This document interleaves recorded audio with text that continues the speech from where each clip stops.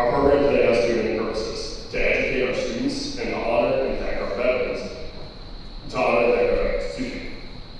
To our students, this assembly serves as a reminder of the service and sacrifice our veterans and their families have made while serving the United States military. In the 249 years since the founding of our nation, more than 50 million men and women have served in the military.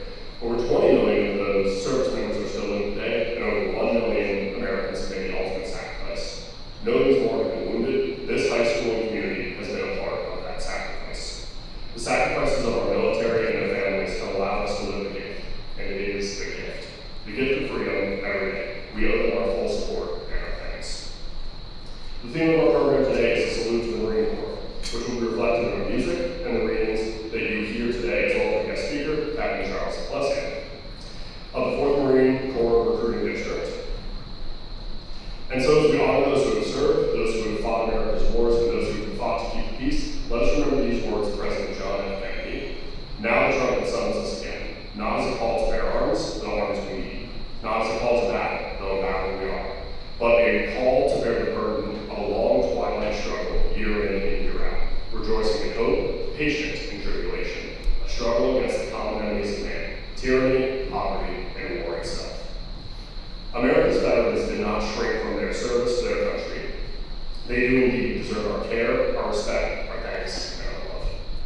Before we proceed in earnest, I would like to invite to the microphone Mr. Steve Peters, whose commitment to this event has seen him established as the premier event for Veterans Day celebrations in this community. FHS cannot properly offer its thanks to our assembled servicemen and women without the words of Mr. Steve Peters.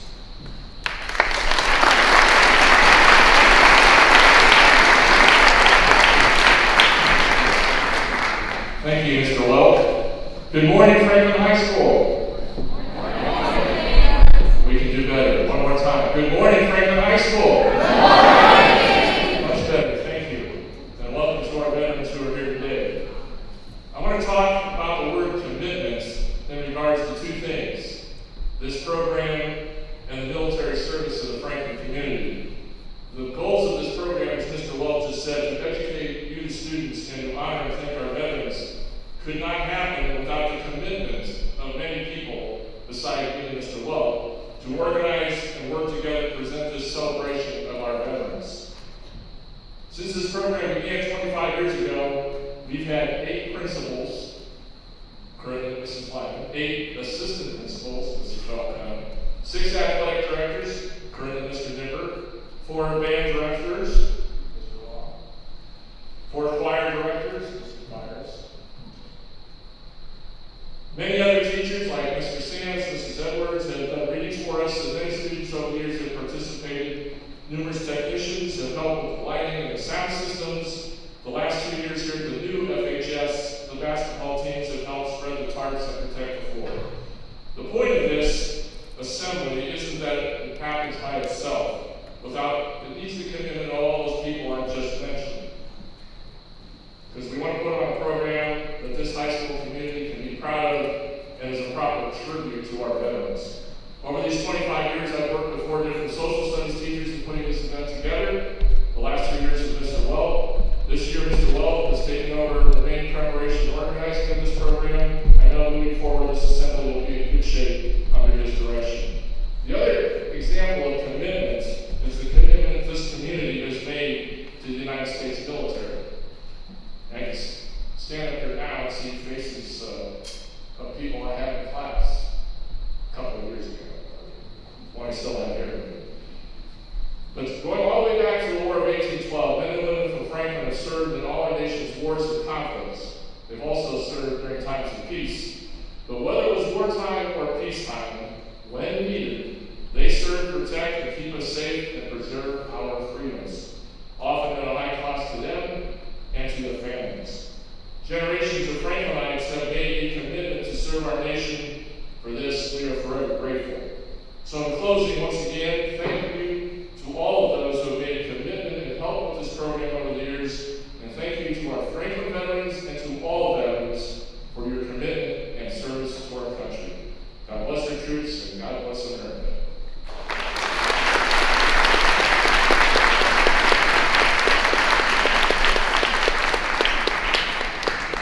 Thank you, Mr. Peters. Truly, this event would not be what it is without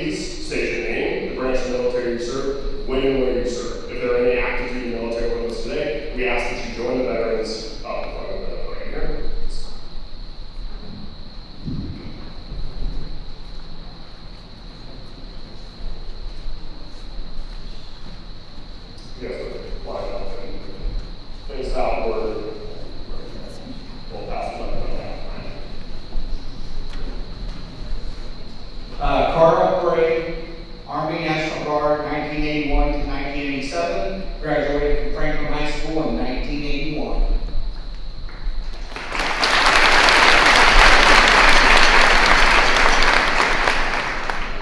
Hunter Kobe, graduated in 2023, United States Marine Corps, active duty.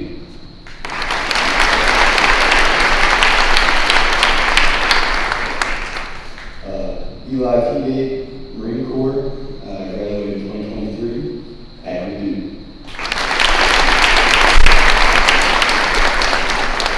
Aisha Cook, United States Marine Corps. I served in Okinawa and in Texas, 2005 to 2010.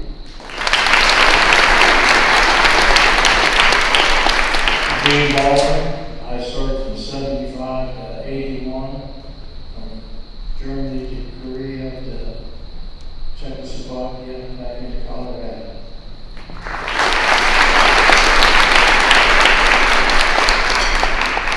Harold Zimmerman, I served in the U.S. Air Force, in Alaska Air Command, top cover of the world, everything that flies comes through there. I'm good. I graduated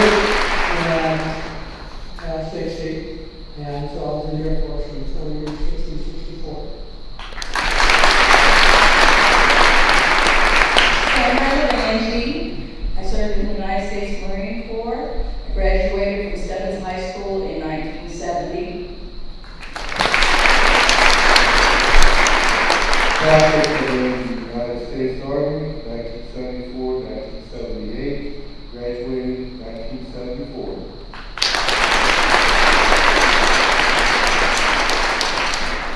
Justin Nelms, served in the U.S. Navy, 2002 to 2008, Crockett, Connecticut.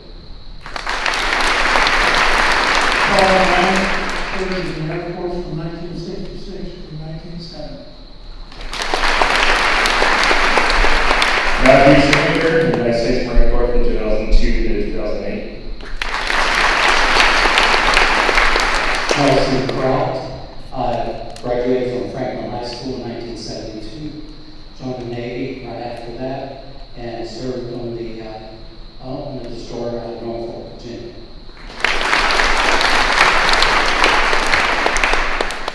I'm Alex Eberlin. I graduated from Franklin High School in 2002. I left for the U.S. Navy and served in a squadron at PFC-12.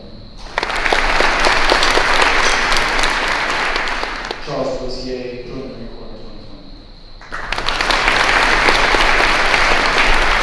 Thank you all for participating.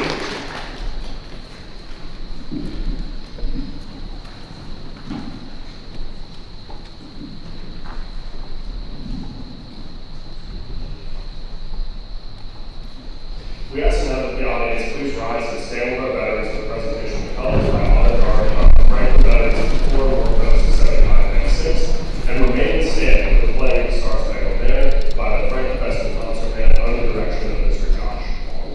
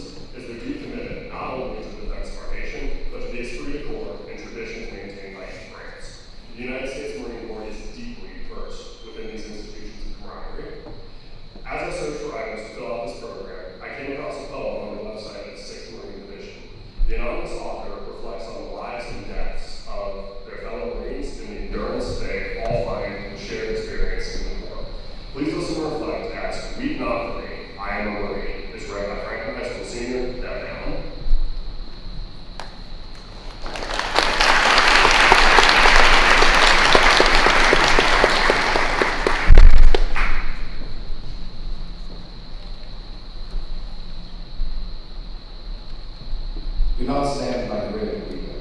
I am not there. Do not sleep. From 1,000 moons dripping gently over the land. I am God's light, the light glistening through the skies. His snow crystal riding wings carry God where fate takes him, happy to flow through endless beauty. I rise, I soar, I change gently. I am the sunlight and ripen the grain. I am the seasons that call to me, becoming the gentle autumn rain caressing the land. You awaken to the dawn hush. I am the swift, uplifting warmth of the morning breeze. At night, I am the stars that shine. I was older, yet you see me. In the run months as I shoot through the night sky, I am the splendor of the harvest moon. Do not stand by grave and cry. I am not there. My spirit soars with the wind. I did not die the way you think.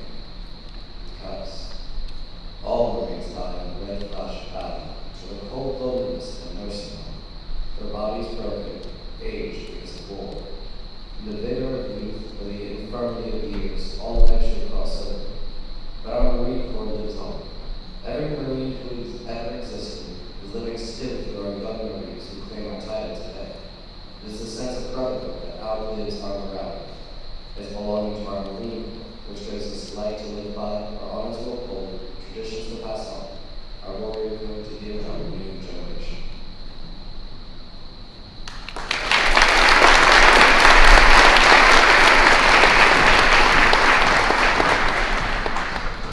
Our first choral selection today is My Country 'Tis of Thee.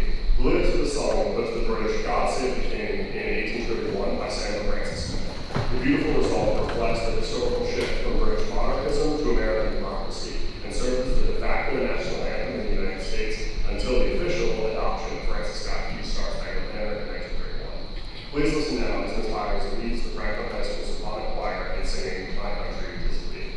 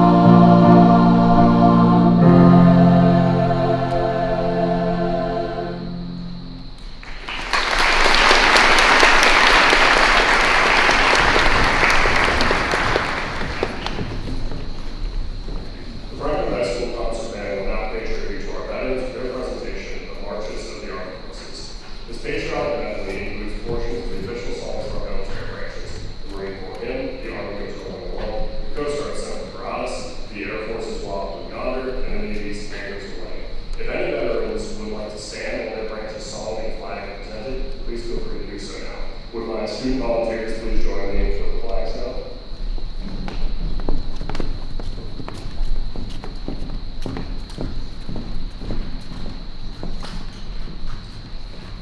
Please listen now as the FHS Concert Band under the direction of Mr. Long presents Marches of the Armed Forces.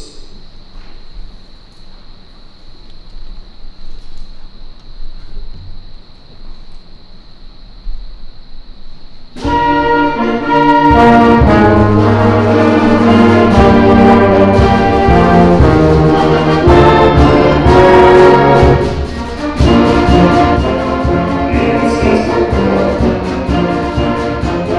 Corps.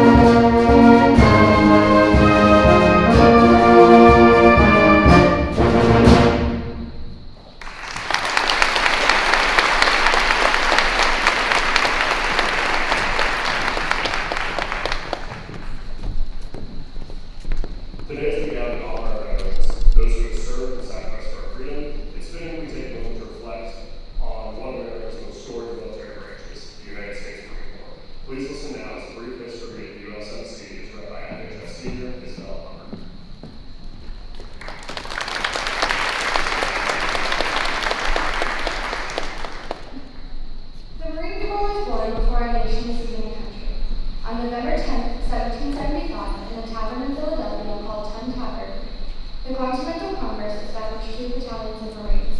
Their mission was to serve aboard naval ships, protect the crew, and carry out amphibious assaults. From those humble beginnings in the tower, the Marine Corps grew into one of the most respected fighting forces in the world. The Marines' first test came during the Revolutionary War, when they stormed the beaches of Nassau in the Bahamas, their first amphibious landing. That daring spirit would come into fighting. Through every conflict since, the Marines have been the first to fight, often leading the way in times of crisis. In the 1800s, the Marines served around the world, protecting American interests in the Caribbean, the Pacific, and across Asia.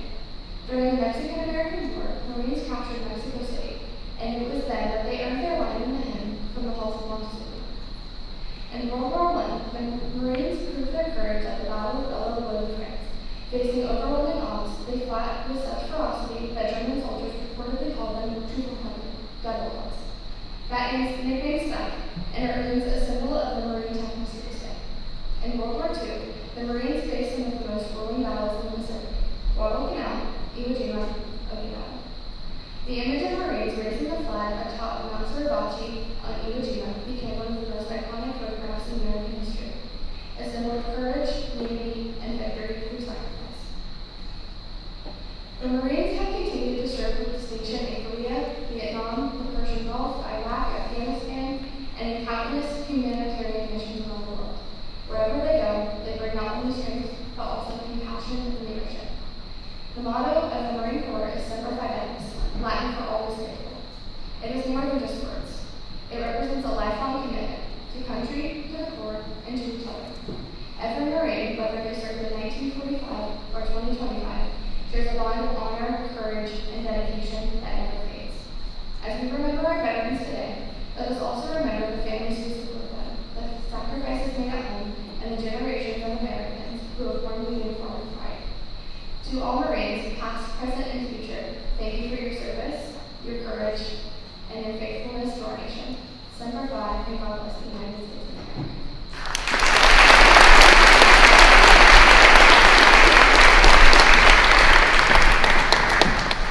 Thank you, Leslie. Indeed, the United States Marine Corps celebrated their 250th anniversary on Monday, so happy birthday, Marine Corps.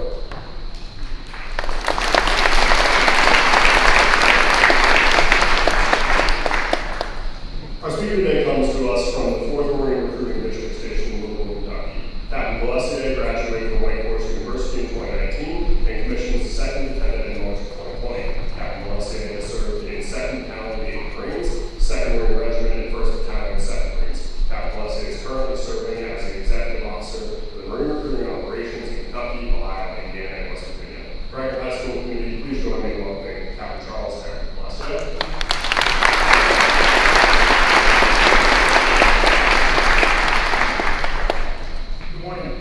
Thank you all for coming, taking some time to listen to me talk. I have some shiny stuff in my collar, which means I like to pontificate about philosophy and things. If anybody is thinking about joining, we have the enlisted side, the hands-on viewers, we have the officer side. We can be a little long-winded, but I'll try to be brief today. Thank you to the choir and the great band. That was fantastic. I want to start by recognizing a challenging idea, that there's a choice that you have to make in life. And it's whether you take, collect, and protect yourself, or whether you serve others. We're all blessed to grow up in the United States. But having been around the world, I've noticed that our culture is markedly individualistic. All of us grow up learning to prioritize myself. What can I do for me? How can I advance myself? Secure my comfort, my status, my income. And that's not always bad. It's important to be self-reliant and self-sufficient. But if you continue on that path, you might find yourself feeling like you're missing something. Our veterans ask themselves a different question. They ask, what does my nation get out of me? What do my Marines get out of me? Where's my community, my family, my school, my church get out of me? That shift from consuming to contributing, from self-serving to service, is the hinge between ordinary life and a life of meaning. All through school and college, I attended a lot of classes, I sat through a lot of lectures, but I learned one true thing: pro humanitate. That means for humanity. It's not for myself, it's not for my resume, means, it's important to recognize what they do not mean. It does not mean to ignore yourself. It does not mean to exhaust yourself or destroy yourself in the name of others. The truth is in balance. To be a real service to others, you must first be willing to become someone capable of serving. You must strengthen your body if one day you're going to carry someone else. You must sharpen your mind if one day the decisions you make will affect others' lives. You must deepen your character if one day your word, your courage, or restraint will be the difference between right and wrong. If you learn to invest in yourself so that you can win, I ask that you invest in yourself to serve others so that they can have the same opportunity. In the Marine Corps, service is not an abstract idea. It's not glamorous, it's specific, and it is costly. Service is a Lance Corporal sacrificing his holiday so that the PFC can go home to see his family that he hasn't seen in several months. It's a sergeant who doesn't stop asking questions when the answers start getting uncomfortable. It's that sergeant holding the line when they could look the other way. Today, I also want to serve those who have already gone. Our firefighters, police officers, EMTs, teachers, nurses, public servants, who step up in a hard place every day, not for fame or fortune, but for others. They're the ones who run towards danger, who teach, who heal, who protect, so the rest of us can live, learn, and grow in peace. Service means you don't always get to be comfortable. It can be thankless, and it can be challenging. But you do it anyway, because someone has to stand first. Someone has to stay standing. We're here because Marines, soldiers, sailors have been committed to serving more than themselves since 1775. Commitment is what turns a moment of inspiration into a life of integrity. It's a young man or woman who raised their right hand, promising to go where others do not want to.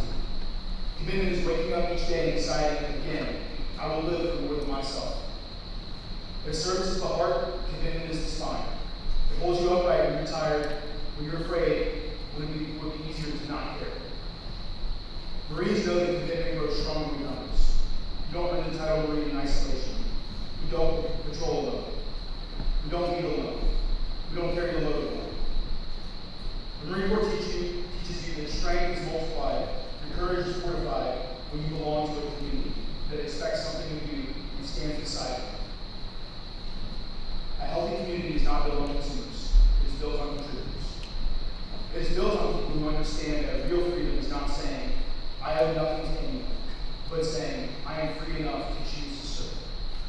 So when you see a Marine, a soldier, a sailor, an airman, don't just honor their battles, honor their ethics. But you prepare yourself relentlessly, mind, body, and spirit, so that when the moment comes, you give yourself relentlessly to your country, your community, and to your fellow human beings.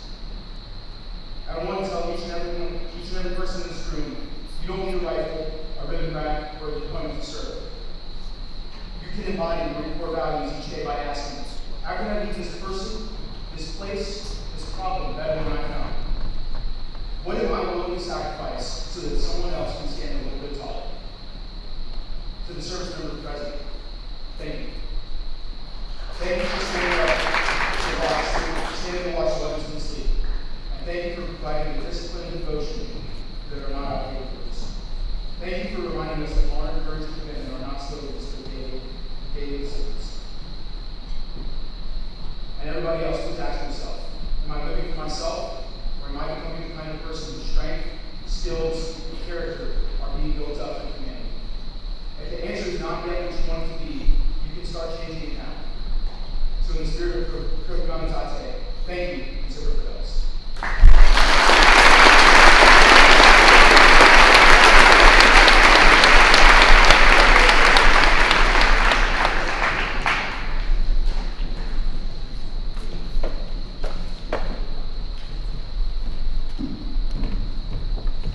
In a few moments, we'll hear the playing of taps. Taps was first played and developed during the Civil War, and we play it every year. Of course, when it's played at that time, the audience should stand, but you need to understand its meaning and its history. Taps is the solemn, beautiful bugle call made up of just 24 musical notes. It is unique to the United States military and is played at military funerals, memorial services, at the end of every day on military bases, Its history goes back to the Civil War in 1862. Before taps, the bugle call to signal the end of the day was an older tune that a Union Army general named Daniel Adams Butterfield felt was too harsh and too formal. While camped at Harrison's Landing, Virginia, General Butterfield called for his bugler, Oliver Wilcox Norton. The general took an older call, changed the notes, and made it sound much more peaceful and sad. He told the bugler to play this new, shorter tune instead of the old one to signal the end of the day. Soon, other Army groups heard the new call and began using it too. It was quickly adopted both the Union and Confederate armies. The very first time taps was played at a military funeral was also during the Civil War. A Union Army captain didn't want to fire the traditional rifle volley over a soldier's grave because it might start a new fight with the enemy who was camped nearby. Instead, he ordered the new gentle call to be played.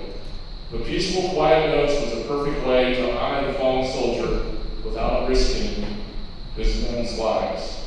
Today, those 24 notes remind us of the honor, duty, and sacrifice of those who have served our country, and they serve as a respectful final farewell to our heroes.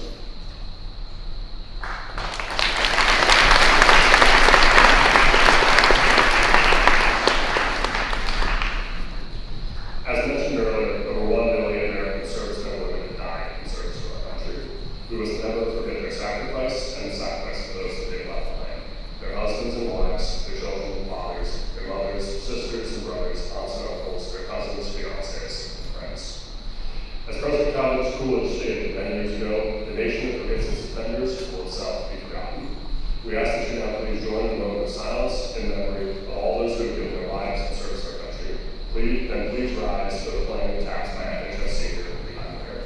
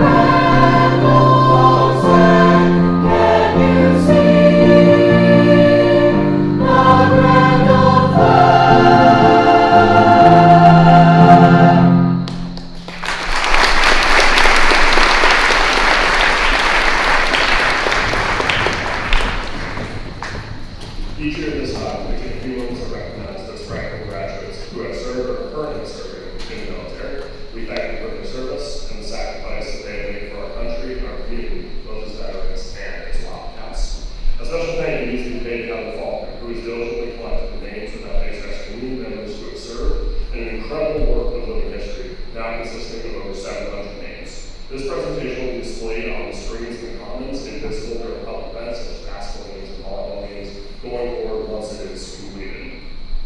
We also hope to, in the future starting next year, have a physical wall of gratitude of these names to be placed in the commons where FHS students and team members can come and see those who come before them and see their example and be led by it.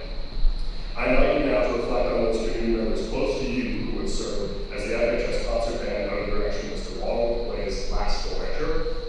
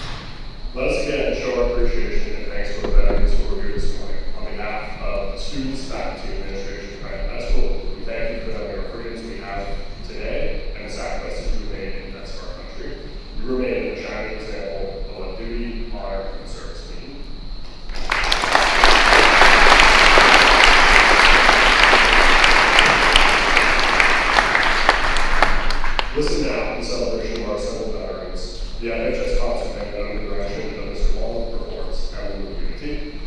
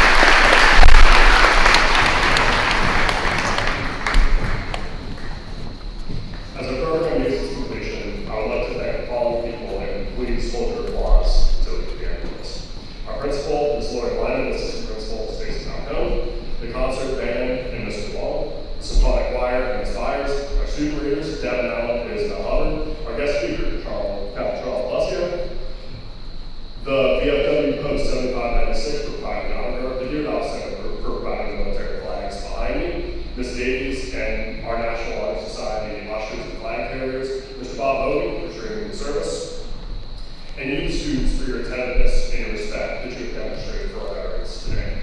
Please rise and show your appreciation for all those involved in this event, and particularly our assembled servicemen and women. Please remain standing for the retiring and colors by VFW Post 7596.